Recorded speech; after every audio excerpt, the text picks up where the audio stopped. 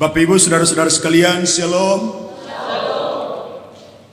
Kita bersyukur beberapa saat ke depan kita akan merayakan malam Natal. Dan di antara kita semua yang akan merayakan Natal, ada yang mungkin sangat bersyukur oleh karena perjalanan menuju perayaan Natal bukanlah perjalanan yang mudah. Sakit yang parah, menjelang kebangkrutan dalam usaha, bahkan relasi dengan orang lain yang hancur. Dan dalam rangka itu ketika akan merayakan Natal, kita diajak untuk merenungkan dua catatan penting, yakni Advent keempat yang dirangkaikan dengan ucapan syukur atas peran perempuan, peran ibu-ibu dalam perjalanan kehidupan kita bersama. Bapak Ibu saudara-saudara sekalian, tema kita dalam minggu Advent ini adalah Yesus Mesias, anak Daud dan Juru Selamat. Pada bulan Oktober lalu saya pulang kampung. Adik nona saya menikah. Kedua orang tua kami sudah meninggal. Dan sebagai kakak, saya harus menggantikan posisi orang tua, mengurus dan mendampingi adik yang menikah. Ketika kami kumpul, ada banyak keluarga yang saya tidak kenal. Kalau seumuran atau di atas saya 10 tahunan, itu saya sangat hafal. Tapi kalau lahir tahun 2000-an, saya blank, saya tidak kenal. Dalam tradisi kami, ketika berjumpa dengan seseorang selalu ada suguhan sirip pinang. Biasanya ada orang yang mengantarkan suguhan sirip pinang itu. Dan saat sirip pinang itu disuguhkan, akan ada perkenalan. Ini sirip pinang dari bapak dan mama ini. Saya kemudian mendapatkan suguhan sirip pinang dari seseorang, dan ketika dia mengantarkan suguhan itu dia menjelaskan sirip pinang ini dari bapak A dan bapak B. Kemudian saya tanya, yang bawa sirip pinang ini nama siapa? Dia menjelaskan namanya, menjelaskan dia dari bapak A dan bapak B. Dia kemudian menjelaskan neneknya ini, opanya itu. Ini adalah salah satu cara bagaimana orang bersilsilah secara lisan. Tradisi lisan terpelihara secara baik dalam budaya-budaya kita masing-masing. Makanya kerinduan terbesar pada perayaan Natal adalah berjumpa bersama keluarga. Karena dalam perjumpaan itu orang saling silsilah satu terhadap yang lain. Kalau dia 10 tahun tidak pulang rumah, ketika berjumpa orang tuanya akan dengan sangat bangga menyatakan, itu dulunya ingusnya panjang-panjang. Tetapi sekarang menjelang Natal beda mukanya mentereng karena ada glowing dan seterusnya. Perkenalan yang secara tidak langsung mau menjelaskan tentang silsilah dari orang yang luar biasa tersebut. Cara seperti ini sangat mirip dengan silsilah Yesus. Silsilah ini menjelaskan asal-usul Yesus. Teks kita ayat 1 ini menarik. Matius mulai memperkenalkan Yesus dengan menyebut Daud. Barulah dia kemudian menyebut Abraham. Dengan menyebut Daud lalu kemudian Abraham, ingatan orang langsung tertuju kepada dua tokoh penting dalam sejarah Israel. Bapak Ibu saudara-saudari sekalian yang sementara caleg, di antara banyak orang yang melihat poster kita, ada yang tidak kenal. Tapi ketika orang bertanya siapa ini, dan orang menyebut ini dari keluarga ini, itu dari keluarga ini, orang langsung teringat, oh dulunya ayahnya adalah ABCD, silsilah. Jadi perkenalan para caleg melalui berbagai instrumen adalah sebuah cara memperkenalkan silsilah keluarga mereka. Kalau silsilah itu luar biasa, tanpa kampanye, orang akan pilih. Cara sederhana bagaimana kita mengerti, langsung tertuju kepada orang-orang yang ada di sekitar kita. Dengan mengawali dengan menyebut Daud dan kemudian Abraham, Matius selalu mengarahkan pembaca untuk mengenal asal-usul Yesus. Bapak Ibu saudara-saudara sekalian, pertanyaan sederhana, mengapa silsilah begitu penting dibacakan menjelang Natal atau Advent keempat dan dirangkaikan dengan refleksi Hari Ibu? Saya memberikan 3 catatan. Pertama, Advent keempat ini dalam kalender gerejawi dikenal dengan istilah Adventus in majestate, kedatangan dalam kemuliaan. Kedatangan dalam kemuliaan ini dikaitkan dengan kedatangan Yesus kembali ke dunia, atau sering orang sebut kedatangan Yesus kedua kali. Kedatangan pertama melalui kelahiran secara fisik, ia telah mengalaminya. Dan ia akan datang kembali untuk menghakimi orang hidup dan mati.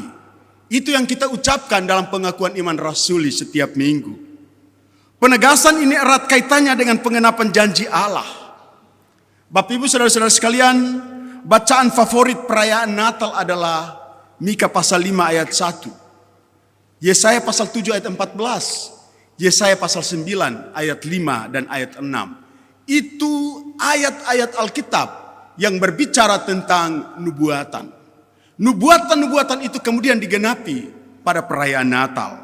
Nubuatan-nubuatan itu diceritakan dalam silsilah yang kita baca hari ini. Saya sering kali menyatakan, kekuatan kekristenan tidak terletak pada hebatnya orang Kristen. Kekuatan kekristenan terletak pada janji dan penggenapan janji Allah. Allah berjanji dan dia akan genapi janji itu. Salah satunya adalah nubuat Mika, nubuat Yesaya tergenapi di dalam perayaan Natal. Catatan kedua, coba kita perhatikan ayat 16.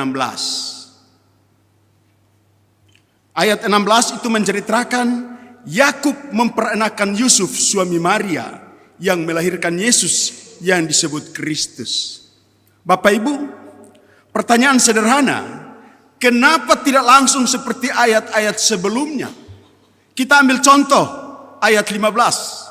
Ayat 15 bilang begini, Elius memperanakan Eleazar, Eleazar memperanakan Matan, Matan memperanakan Yakub. Barulah kemudian masuk ayat 16, Yakub memperanakan Yusuf. Kalau mengikuti struktur sebelumnya, mestinya langsung saja Yakub memperanakan Yusuf. Yusuf memperanakan Yesus yang disebut Kristus. Ini yang menunjukkan bahwa Yusuf dijadikan alat di tangan Tuhan agar anak yang lahir itu, anak yang kita rayakan dalam perayaan Natal, memenuhi dua hukum. Hukum tradisi Yahudi, hukum kerajaan Romawi.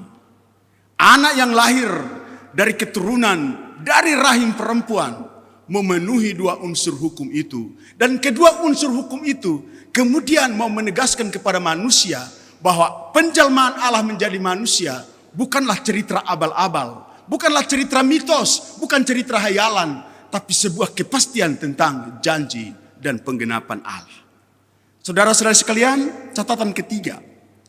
Dalam silsilah ini, Matius menyebut 4 orang perempuan dalam garis keturunan, yaitu perempuan pertama yang disebut adalah Tamar, perempuan kedua yang disebut adalah Rahab, perempuan ketiga yang disebut adalah Batseba, dan perempuan keempat yang disebut adalah Rut.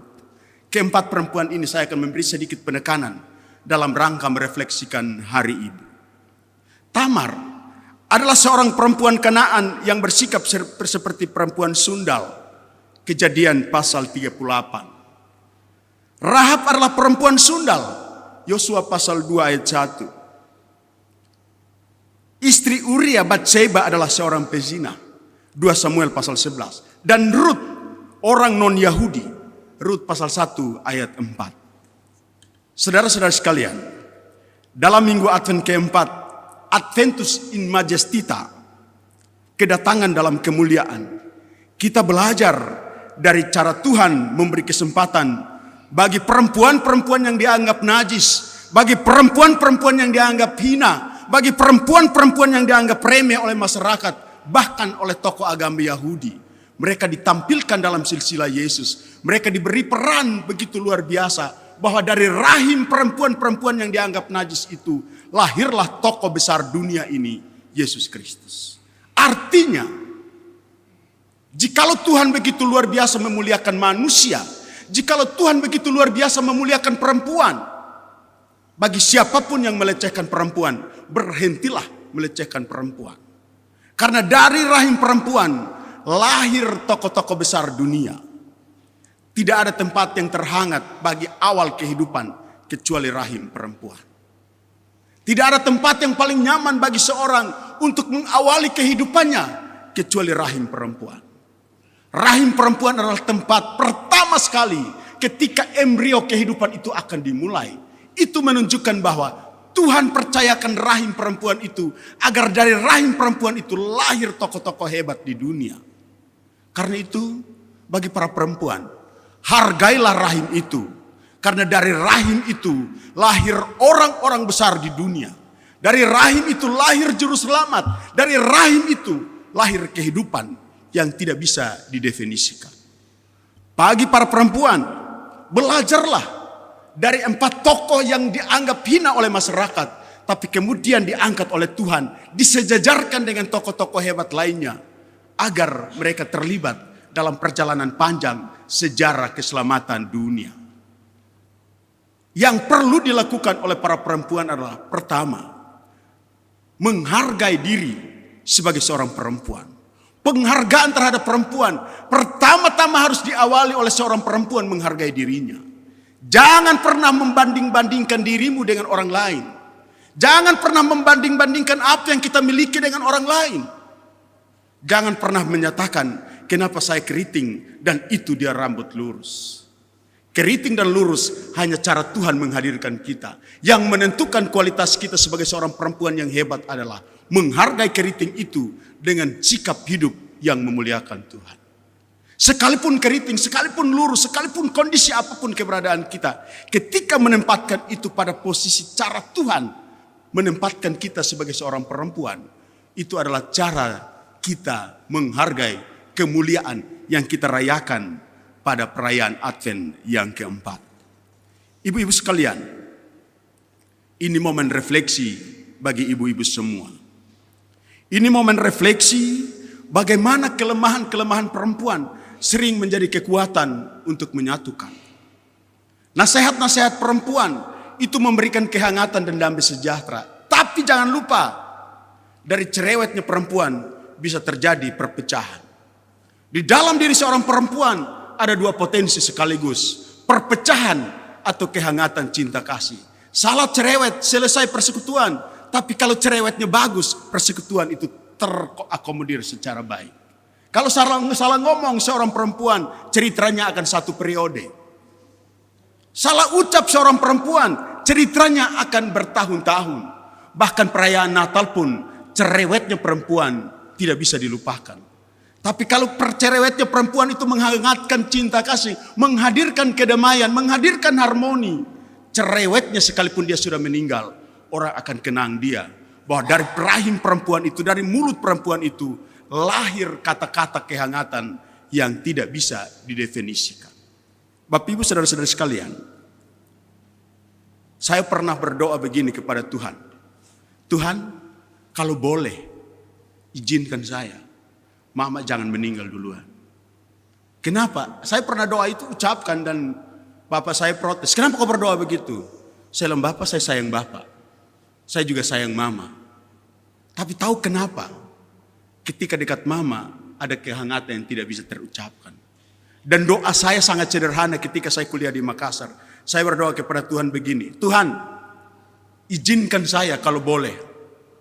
Izinkan saya membawa mama ke Makassar ketika saya akan wisuda. Karena perempuan desa yang tidak pakai sandal jepit, saya ingin membawa dia, dudukkan dia di depan podium dan sejajarkan dengan semua perempuan hebat di kota.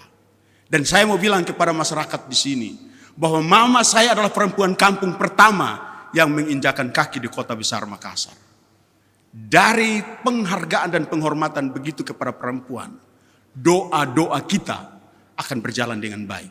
Petrus bilang, doa seorang suami atau doa seorang laki-laki tidak akan pernah terhalang kalau dia memberi kasih kepada seorang perempuan, seorang istri dengan ketulusan hati. Tapi kalau doa seorang laki-laki didasarkan kepada kebencian kepada seorang perempuan, doanya akan terhalang. Itu kehidupan yang luar biasa dari perempuan. Bapak Ibu, di akhir khotbah ini saya ingin membacakan 1 lirik dari lagu Ambon yang dipopulerkan oleh Narue. Boleh browsing di internet, di YouTube itu ada lagu itu. Lagu itu judulnya Mama Pung Sombayang. Itu lagu ketika persiapkan teks khotbah ini saya putar lagu itu. Saya putar lagu itu mengiringi persiapan saya dalam khotbah ini. Syair lagu itu begini. Hampir siang dapat dengar suara dar tanpa sembahyang. Cerita dengan air mata, Tuhan mau lihat beta. Ajar beta jang tagal bangku, lalu lupa deng mama pung pangku. Ada deng seng ada, mama saja jua par beta.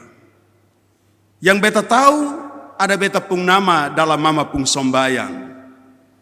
Yang beta tahu seng pernah kurang, meski cuma papeda di meja makan. Yang beta tahu, ujung kebaya babasa deng air mata. Ujung kebaya deng mama pung air mata, semua cuma par beta.